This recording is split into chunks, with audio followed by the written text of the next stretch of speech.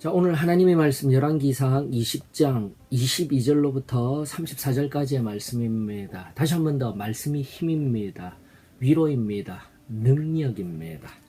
자, 오늘 두 번째 아람과 북이스라엘의 전투가 시작되어야 됩니다. 그러나 우리가 22절의 말씀을 통해서 이미 알듯 그 선지자가 이스라엘 왕에게 나와 이르되 왕은 가서 힘을 기르고 왕께서 행할 일을 알고 준비하소서. 해가 바뀌면 아람 왕이 왕을 치러 오리이다.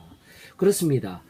전쟁에 능하신 우리 하나님은, 또 승리케 하시는 하나님은 미리 말씀으로써 아합 왕에게 이야기하여서 준비케 합니다. 그에 반면 아람은 여호와 하나님이 이미 두려운 대상이라는 것을 아람과 베나닷은 알고 있어요. 그러나 그 두려움을 이겨내고 바로 그 여호와는 산지의 하나님이시다.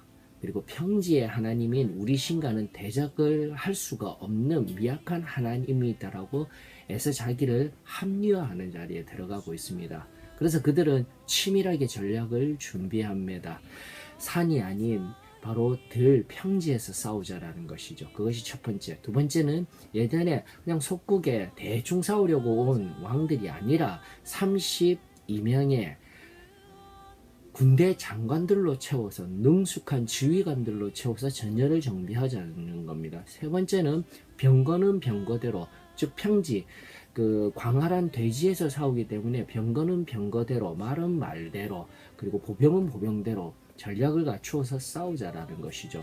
이미 아람은 인간이 할 수 있는 만반의 준비를 하고 있습니다. 또한 그 군대력은 모래 아래 수만큼 많았던 아람 왕과 비교하여서 북이스라엘은 양무리 때 두 때와 같다라고 비교하여 그 군사력의 차이는 엄청난 것을 알려주었습니다.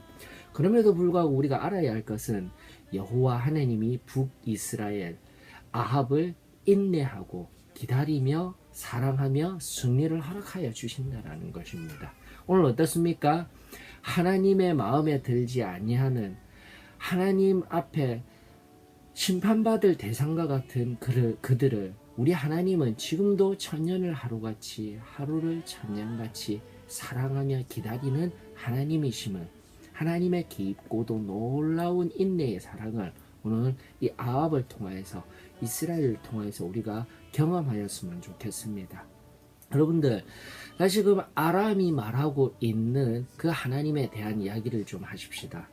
여러분, 우리나라 산은 좁아요. 산맥에 의해서 산이 있기 때문에 이렇게 산과 산이 있으면 또 옆에 이렇게 산이 있으면서 바로 이곳을 골짜기라고 해서 영어에도 벨리라고 이야기를 합니다. 이쪽에 하나님의 말씀 속에 보면 골짜기의 하나님, 골짜기의 신이다라고 이야기를 하는데, 이 골짜기라는 히브리어 에메크는 평평한 지역을 의미하기도 합니다. 미국의 포틀랜드 우리 본부교회를 가게 되면 산이 여기 하나 있으면 또 이 아주 멀리 떨어진 이곳에 산이 있어요. 그러므로 아주 널따란 평지, 평야와 같은 그곳도 그들에게는 밸리가 되는 것입니다. 골짜기라는 의미예요. 문화적인 차이입니다. 즉 빽빽하게 들어선 좁은 골짜기도 골짜기, 그리고 이 산과 저 산의 넓은 평야도 골짜기라고 인식하는 것이 포틀랜드에 살고 있는 사람들의 인식이죠. 그렇습니다. 우리가 말씀을 바라볼 때도 그냥 말씀을 한글로만 읽어서 깨닫는 것이 아니라 그 속에 의미하는 원어적인 의미가 무엇이고, 또 나아가 그 속에 그 말씀의 배경인 문화적인 배경, 하나님의 말씀을 이해할 때에는 바로 이러한 깊이 바라볼 수 있는 능력도 필요합니다.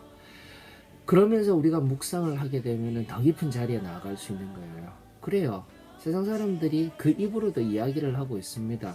자신들이 바로 평지의 하나님, 신이다, 자신들이 믿는 신이다 하지만 우리 하나님은 바로 이 좁은 이곳에 벨리의 신이든 산지의 신이든 자신들이 알고 있던 널따란 곳에 자신들의 신이든 우리 하나님은 어느 곳에 존재하시는 능하신, 전쟁에 능하신, 어느 곳에나 편만하신 하나님임을 우리가 깨달을 수 있는 것입니다.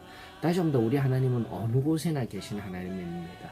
세상 사람들이 바라보듯 산지에 있는 하나님, 평지에 있는 하나님, 너희 여호와 하나님, 너희들이 믿고 있는 하나님은 오늘날 교회들을 통하여서 그리스도인들을 통해서 사랑이 없는 메마른 하나님과 같은 존재로 전락하고 있지만, 우리가 진정으로 우리 하나님을 넓은 땅 가운데 승리를 허락하여 주신, 그들이 이해하지 못하였던 골짜기의 신이 아니다, 평지의 신이 아니다 하였던 것을 역전시킬 수 있는 우리 삶의 언행 심사가 성결을 통하여서 흘러가기를 원합니다. 그리고 그러한 우리 삶의 참된 승리와 정결한 삶의 모범을 통하여서 살아계신 하나님을 경험하였으면 좋겠습니다.